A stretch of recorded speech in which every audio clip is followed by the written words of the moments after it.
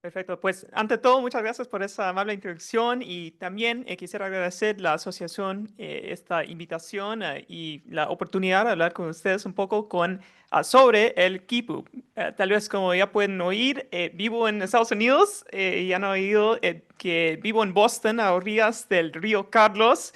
Crecí en Los Ángeles, pero toda mi familia es mexicana, ¿no? Entonces, si mi acento suena un poco curioso, es que nací y crecí en ese ambiente estadounidense con una mezcla de español, inglés y mi lengua diaria de trabajo ha sido el inglés por 25 años, ¿no? Pero sobrevivo, digamos, ¿no? Y debido a eso he trabajado en los quipus por ya casi una década y en esta charla quisiera compartir con ustedes algunas reflexiones sobre el estudio de los quipus y también a finales de la charla he reservado algunos minutos a hablarles un poco de algo que me emociona bastante, que es mi proyecto actual, que es una historia global del quipu. Ese libro que escribí hace algunos años es una introducción panorámica, digamos, al quipu para lectores no necesariamente especializados. Salió con el editorial Planeta en 2021, pero este próximo proyecto es una historia que abarca 500 años de historia, que no solamente una historia del quipu inca y su uso durante el Incario, sino también una historia de las recepciones del quipu tras los siglos, es decir, de los intentos de leer los quipus, de todas las interpretaciones y a veces mal interpretaciones del quipu. Um, Debido a eso, como van a oír, trabajo en un departamento de historia y debido a eso, aunque no soy arqueólogo, colaboro con arqueólogos y para mí escribir la historia de la interpretación arqueológica también tiene su propio valor. Bueno, a comenzar.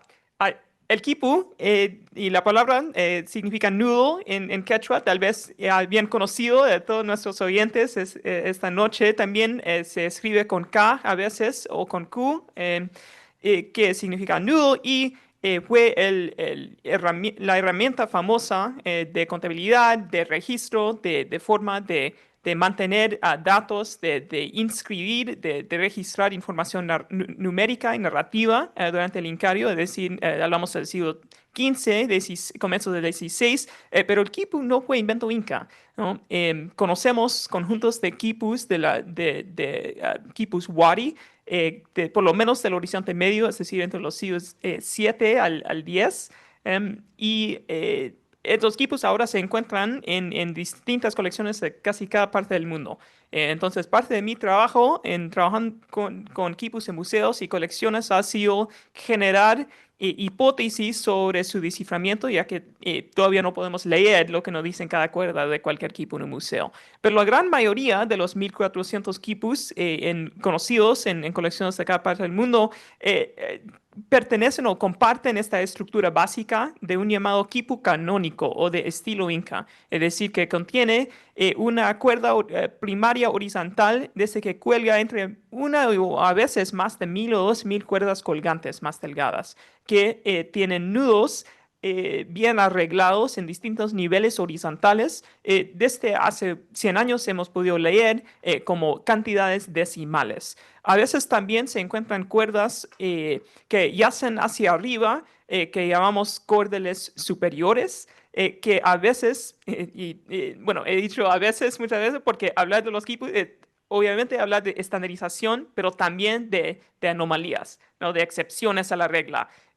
Pero la gran mayoría comparten esta estructura básica. Em, Varios museos han intentado crear fotos increíbles de estos objetos. Es una foto en alta resolución de un quipu en el Museo Etnológico de Berlín que conserva la mayor colección de quipus de todo el mundo, con aproximadamente 400 ejemplares de quipus en un depósito fuera de Berlín.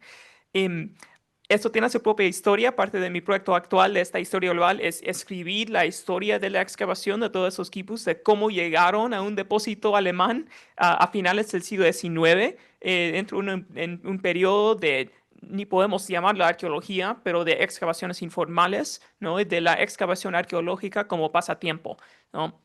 Y escribir esa historia ha requerido aprender alemán, que ha sido el trabajo más difícil de mi vida, ¿no?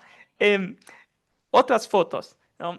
Hay obviamente colecciones increíbles de quipus en Lima y también en varios museos peruanos. Este es uno de los mayores quipus que se conserva en el Museo Nacional de Arqueología, Antropología e Historia del Perú en Pueblo Libre. Y se puede ver inmediatamente que los quipus, aunque comparten una forma básica, que ya vemos excepciones, anomalías, ¿no? En este caso, lo que vemos aquí en la pantalla son por lo menos 6 o 8 quipus atados, ¿no? Entre sí. Y la pregunta es, ¿por qué atar quipus, ¿no? Uno al otro, ¿no? Y si pensamos en el caso de, por ejemplo, una hoja de Excel, ¿no? Que se comparten o hay varias hojas de Excel en el mismo archivo, ¿por qué?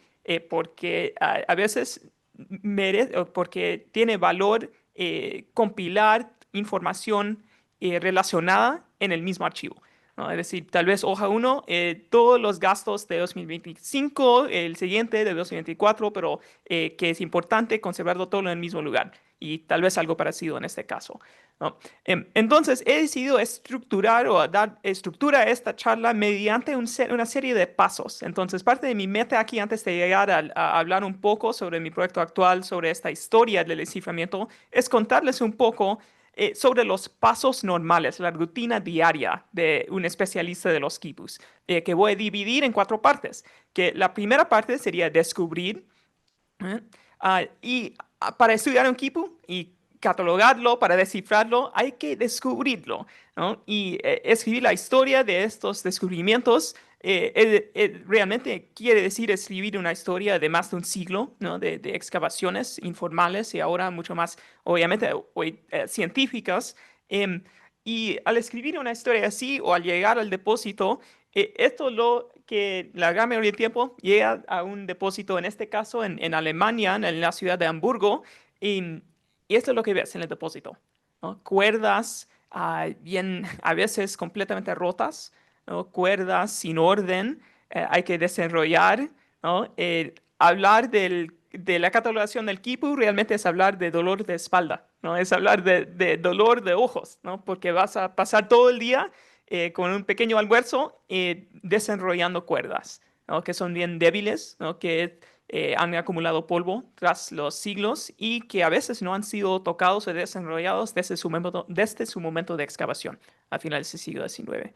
Em, Sí sabemos un poco de la procedencia de equipos arqueológicos. Este mapa compila información sobre la procedencia o los sitios conocidos de equipos excavados. Y obviamente vemos un patrón, ¿no? Que la gran mayoría de equipos arqueológicos se han excavado en la costa debido a factores climáticos, obviamente, y la mejor preservación de restos biológicos en ese clima. Y hay uno o dos lugares donde se han encontrado quipus en la sierra, por ejemplo, en Chachapoyas, en la Laguna de los Cóndores, sitio arqueológico bien famoso debido en parte a sus varios faros funerarios que se encontraron hace aproximadamente 25 años, pero también algunas docenas de quipus que se encontraron en ese momento. El segundo paso, compilar. Al ser especialista del quipu, hay que compilar información sobre los quipus conocidos en museos. Pero compilar un corpus de quipus es un trabajo difícil porque requiere buscar en varios recursos información sobre estos mismos objetos.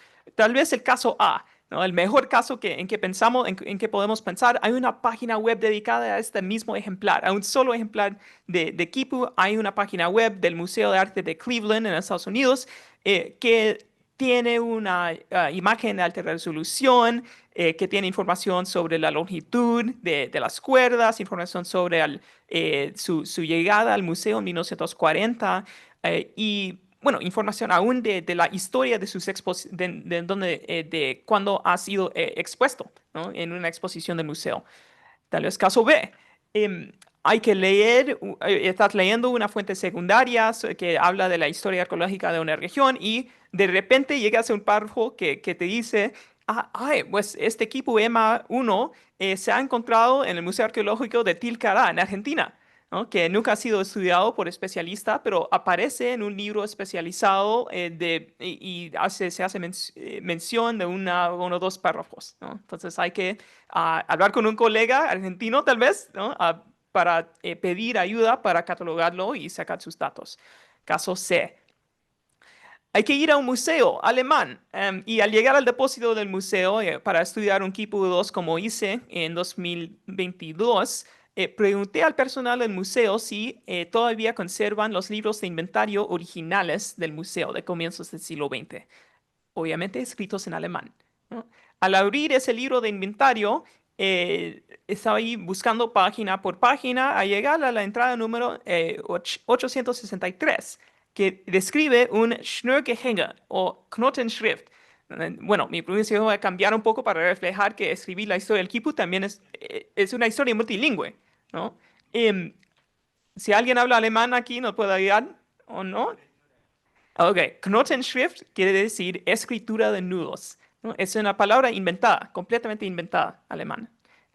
Schnürgehänge, también otra palabra inventada que quiere decir cuerdas colgantes, ¿no? Esto ha sido el intento de un curador de comienzo del siglo XX a describir un objeto que tal vez habían visto por primera vez en su vida, ¿no? Entonces, como historiador, para mí esto tiene gran valor porque nos ayuda a acercarnos al punto de vista de un curador alemán de comienzo del siglo XX. Escribir la historia de la recepción del quipu no solamente como objeto, sino también como símbolo, que para este curador esto representaba una escritura de nudos, ¿no? O ir, por ejemplo, al Museo Rautenstrauch Jost en Colonia, también en Alemania, y en 2022 leí eh, a- a- algo en Facebook que había publicado el museo sobre su objeto de la semana. Bueno, este museo no tiene catálogo digitalizado, pero esa semana decidieron publicar una imagen de un quipu que aquí dice, así se llama la forma de escritura de nudos latinoamericana de los incas. Y al pedir, ¿no? También su libro de inventario de esa misma época, en este caso de 1915, llegamos a cuatro entradas que también escritas en alemán, pero vemos la palabra kipu, no es la primera palabra en cada caso, y la segunda palabra, ¿alguien lo puede leer? No, tal vez está demasiado pequeño. Dice document, documento. Que para estos curadores en otro museo de casi la misma época, ellos decidieron que un kipu es un documento. Tal vez no una escritura de nudos, pero un documento sí.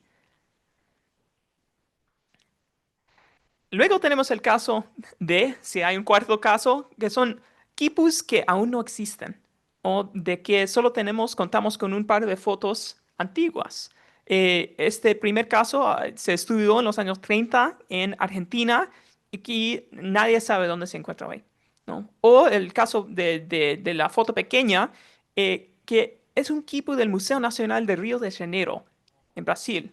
Y alguien, obviamente, si recordamos lo que pasó, ¿no? En 2018, quiero decir 19, un incendio horrible que quemó toda la colección del Museo Nacional. Y este equipo se perdió esa noche, ¿no? Ahí el valor de seguir documentando, de seguir digitalizando y poniendo todo de forma accesible al público.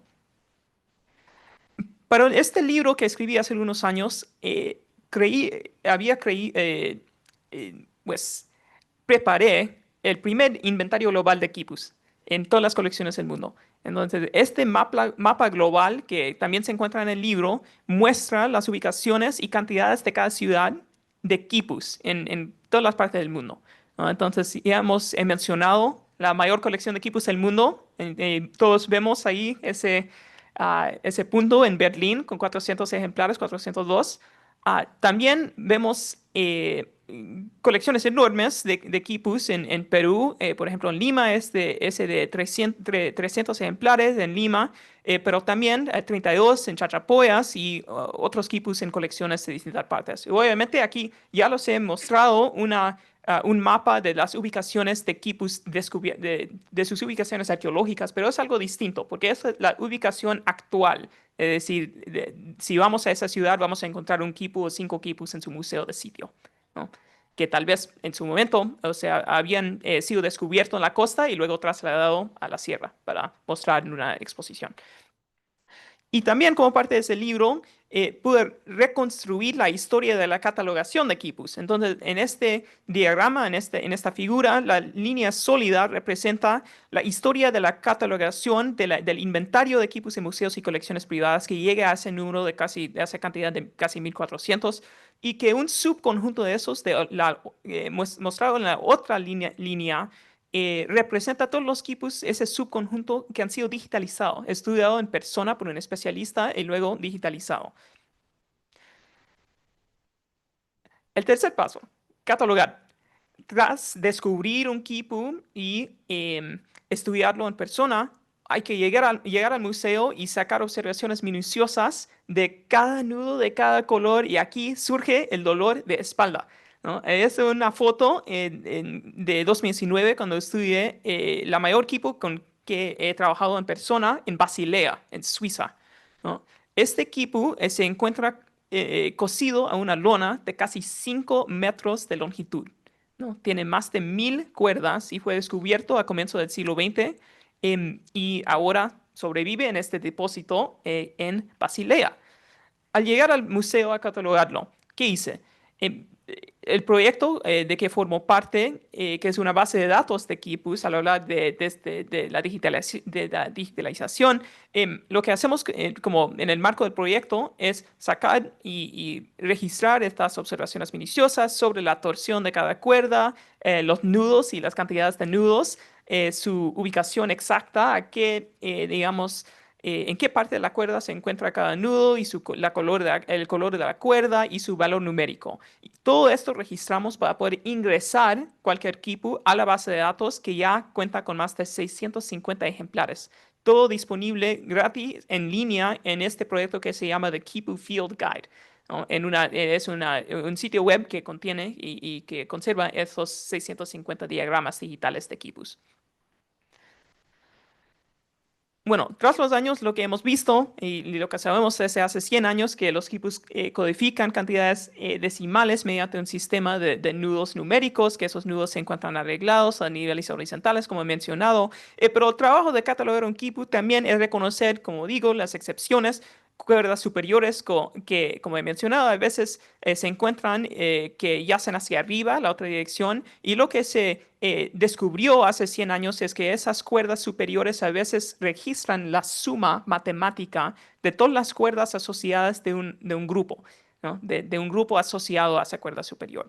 Eso fue el hallazgo de un historiador de la matemática que en su momento vivió en Brooklyn, cerca de Nueva York, en Estados Unidos, que había estudiado algunas docenas de ejemplares de quipus en el Museo Americano de Historia Natural en Manhattan. ¿Qué más registramos al estudiar un quipu? Sus cuerdas bien multicolores. Contamos con una lista de códigos estandarizados que usamos para dar etiquetas, introducir etiquetas a cada cuerda, de cuerdas, bueno, vemos todo, ¿no? De cuerdas blancas, azules, rojas, un poco de todo en el corpus.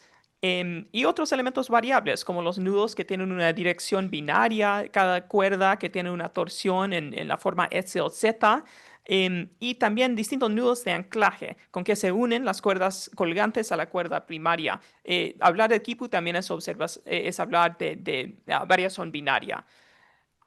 Y la variación sigue ampliándose, ¿no? Que en la cuerda primaria a veces se han encontrado estos envoltorios multicolores y no sabemos, ni podemos hipotetizar de qué significan, o fibras inesperadas en las cuerdas. A veces también se encuentra una borla a comienzos de la cuerda matriz, que obviamente tiene esta estructura bien compleja, ¿no? Y aunque no soy experto y mi formación no es en el análisis de textiles, por ejemplo, colaboro con especialistas de esos ámbitos que, bueno, pueden ver a una borla así que se llama kaite en quechua, y decir algo concreto sobre él. Y en mi caso solo puedo decir qué llamativo. Fibras e inclusiones, si hablar del siglo pasado de estudios de equipo, varios estudios que hablan de la estandarización, ¿no? De esta idea de un quipu completamente estandarizado por cada parte del Incario. Realmente lo que vemos en museos es variación, ¿no? Fibras como estas este es un quipu del Museo Linden en Stuttgart, también en Alemania, que tiene estas fibras multicolores. ¿Y cómo explicar, ¿no? ¿Qué podríamos decir en este momento de por qué se había incluido estas fibras en este quipu? Y como gran mayoría de las otras preguntas en el estudio del quipu, pregunta abierta. El último paso, como especialista del equipo, es descifrar. Y esta parte tal vez la más llamativa de todos los pasos de estudiar el equipo. Cada vez que doy una charla pública en Perú, siempre pregunto a los oyentes, ¿no? Bueno, de qué aprendieron el equipo en la secundaria, ¿no? En el colegio. Y la respuesta más frecuente es, bueno, incas, números, contabilidad, descifrar, algo así. ¿No? Porque el desciframiento atrae la atención, ¿no? Atrae el pasión. Esta idea de poder revelar, desanudar el gran secreto de este legado de los incas y de otras culturas andinas.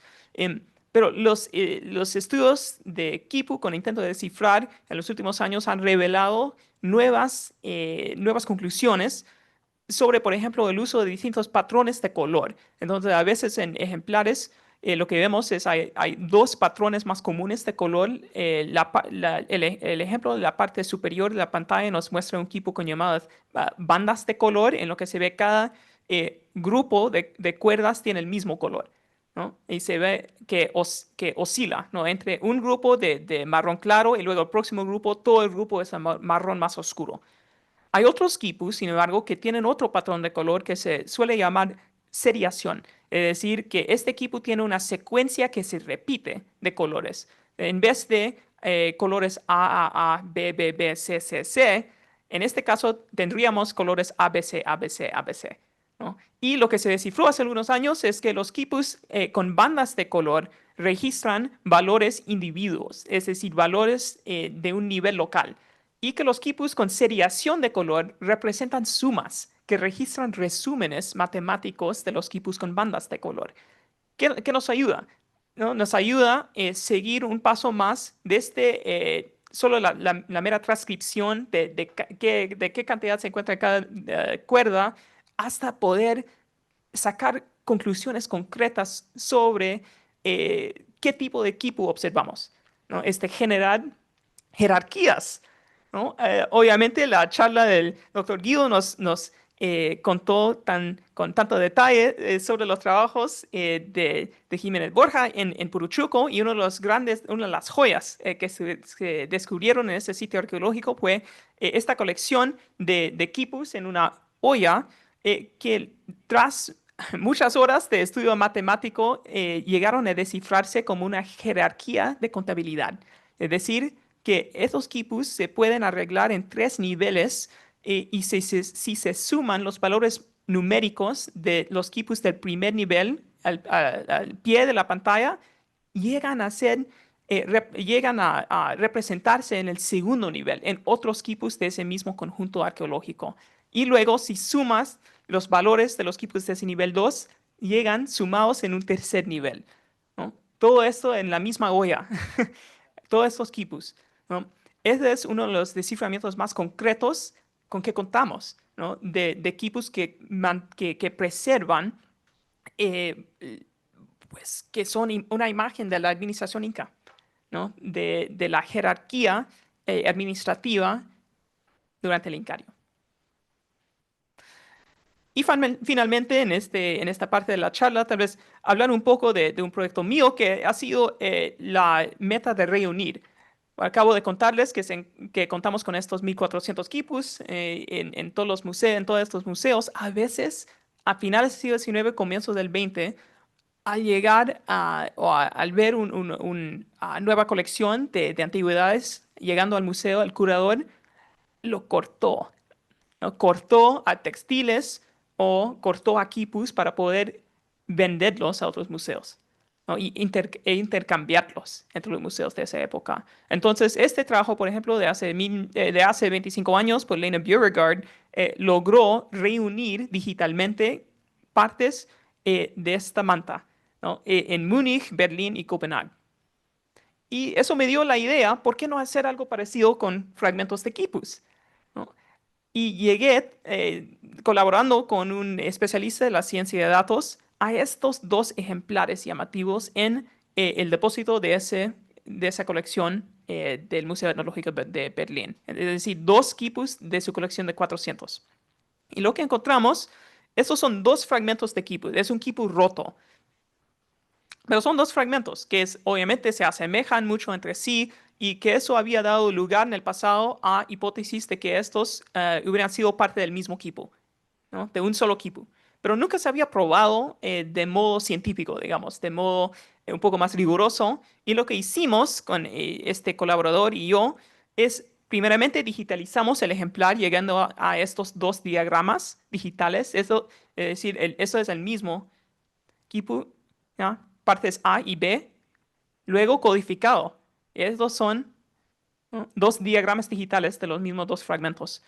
Y nuestro descubrimiento fue que si analizamos las sumas internas, es decir, si encontramos la cuerda 5, es la suma de las cuerdas 51, 52, 53 del mismo ejemplar, como rayo X del mismo ejemplar, lo que encontramos es que este equipo contiene una pluralidad de relaciones matemáticas internas que nos ayudan a reunir el equipo matemáticamente.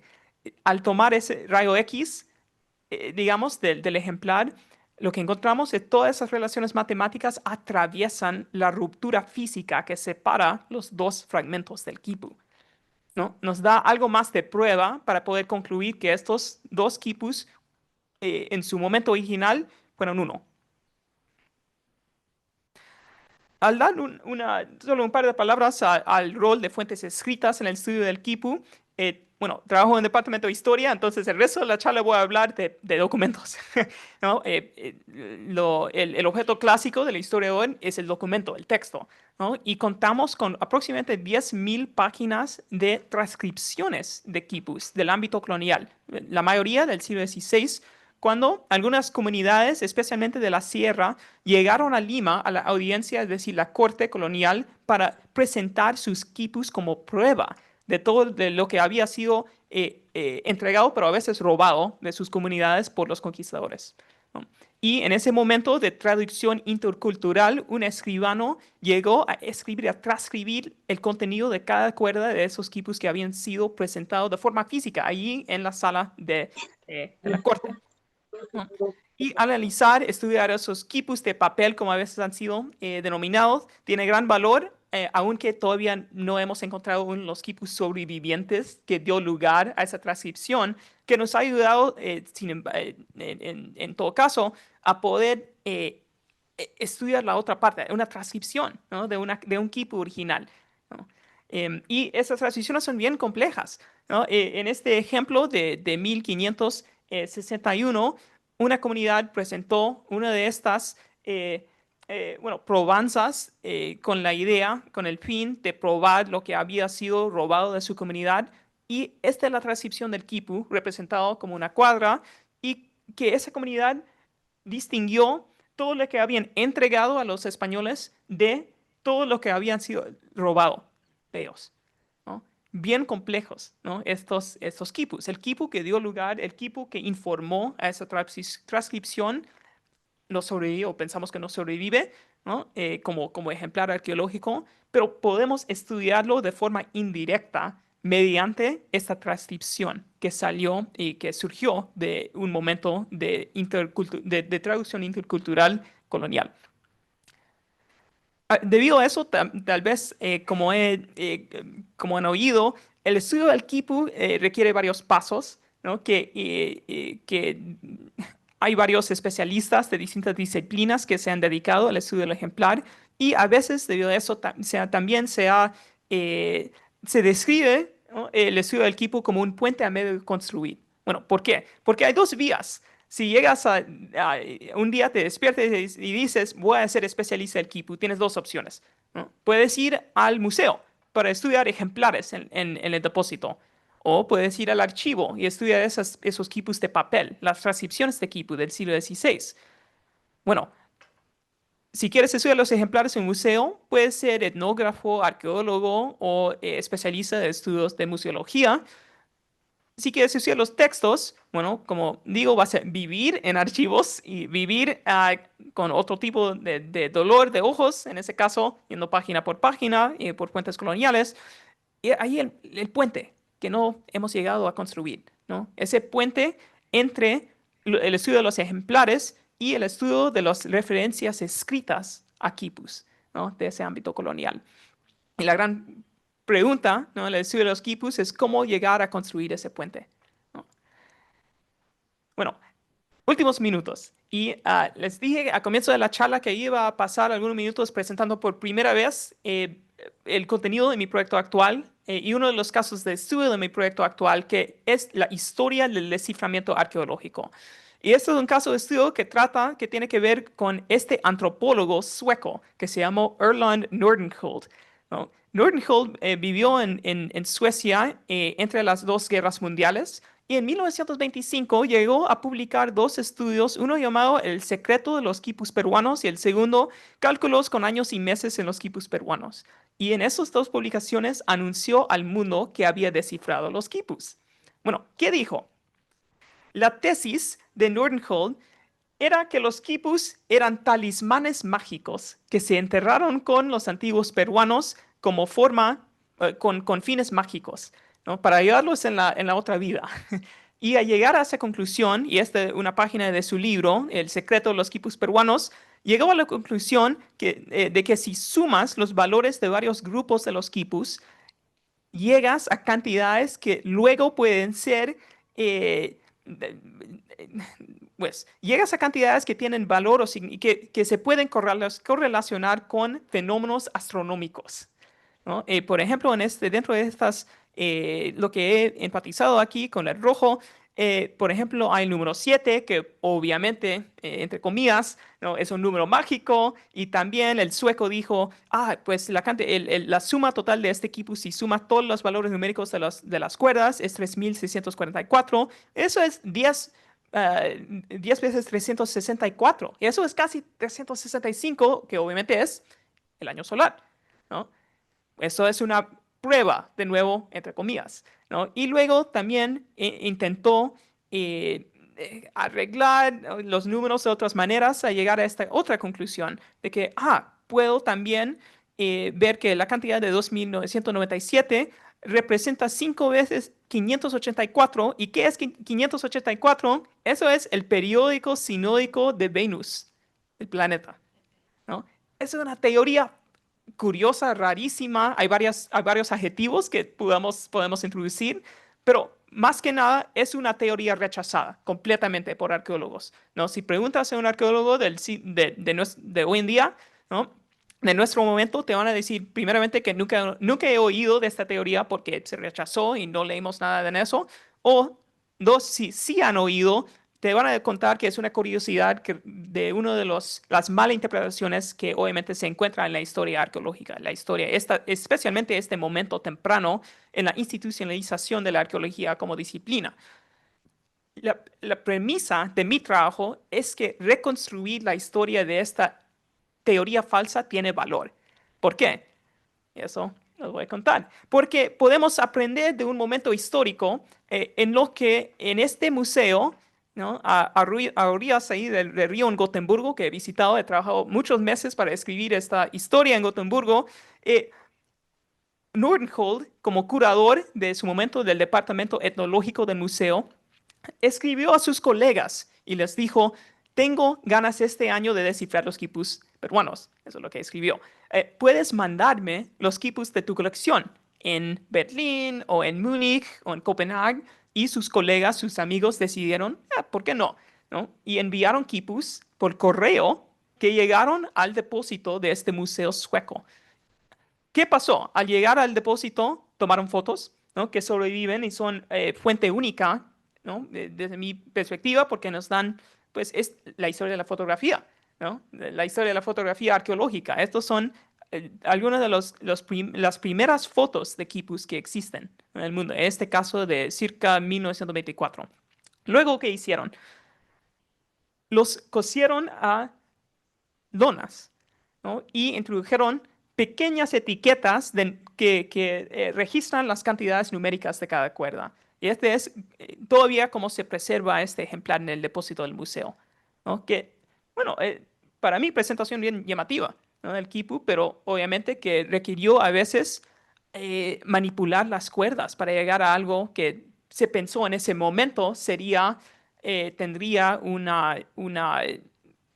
sería algo bueno de ver en el depósito, ¿no? O en la exposición del museo. Pero esto es producto de ese mismo momento, en 1924-25, en la introducción de estas etiquetas. Luego los dibujaron, ¿no? Les he contado un poco sobre de qué trata la catalogación de quipus con esos archivos de Excel. Es de la base de datos antes de la base de datos, ¿no? Con un equipo de asistentes y de estudiantes de posgrado, ellos dibujaron miles de cuerdas con nudos y cada color de cada cuerda que sobreviven en la forma de dibujos originales que se preservan en el archivo del museo de ese año 1924. Y he pasado horas y horas, ¿no? Tomando fotos de estos diagramas y también estudiando todo este scratch work, sería la palabra en inglés, pero todos estos cálculos matemáticos informales, ¿no? Del momento de redactar, de dibujar un quipu, que se pueden ver en el lado derecho. Allí están sumando los asistentes del museo en ese momento, están intentando sumar cada cantidad del quipu a llegar a posibles sumas que se pueden correlacionar con fenómenos astronómicos, ¿no? Y también sobrevive el cuaderno de trabajo del eminente sueco, ¿no? Este es su libro de trabajo, en lo que intentó también hacer sus propios cálculos para llegar a esa conclusión, para respaldar su teoría, ¿no? Y vemos en este cuaderno de trabajo, él tiene su propio sistema de representar los colores de cada cuerda y también escribí todas las cantidades numéricas. Y es un poco difícil leer aquí, pero todos esos números también está intentando hacer correlaciones matemáticas con fenómenos astronómicos, ¿no?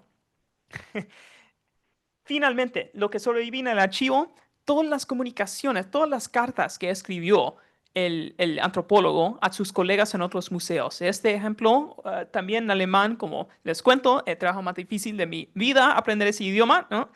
Pero hay que leer todas estas cartas porque mediante las cartas podemos reconstruir su proceso de investigación, ¿no? Podemos reconstruir otra secuencia de pasos. ¿No? No solamente la secuencia con que comencé esta charla hablándoles de descubrir, catalogar, ¿no?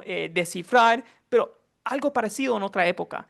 Y también aprender algo de cómo esta secuencia de pasos llegó a una conclusión falsa. Podemos aprender algo de eso, ¿no? Y en este caso, pide al curador del Museo Etnológico de Basilea, ¿no? Eh, poder coser este equipo en una lona de casi 5 metros y regresar a algo que mencioné hace unos minutos, el equipo que estudié en 2019 en Basilea, ¿no? Es el producto de ese intercambio académico, es el producto de esta comunicación epistolar que sobrevive solamente en el archivo de un museo en Suecia. Bueno, esta es la última diapositiva. Solo a contarles que he estado en Perú desde comienzos de septiembre trabajando en otros casos de estudio de la reconstrucción de otras teorías del quipu, en este caso teorías peruanas, ¿no? Estoy pasando casi todos los días en la Biblioteca Nacional, en San Borja o también en varios archivos del centro de Lima, buscando referencias a estudios de comienzos del siglo XX por peruanos que intentaron descifrar el quipu también, ¿no? La premisa de este trabajo es que la historia del desciframiento arqueológico debe ser eh, concebido como parte de la historia de la ciencia, que descifrar requiere seguir una secuencia de pasos de gran interés para historiadores de la ciencia, ¿no? Requiere colaboración, requiere la formación de un corpus, luego formar un inventario de signos ¿no? Es decir, de signos que luego han sido transcritos y que intentas descifrar y finalmente requiere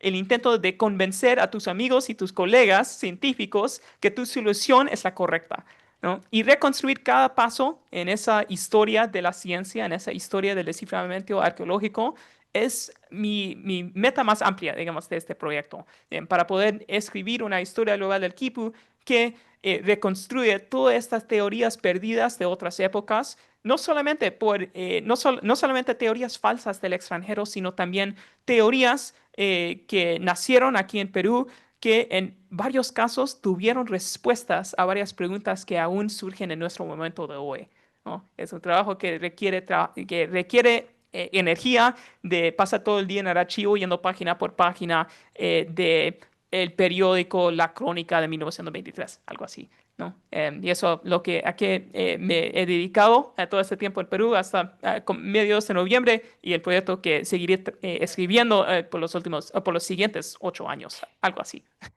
Pues gracias a todos por su atención.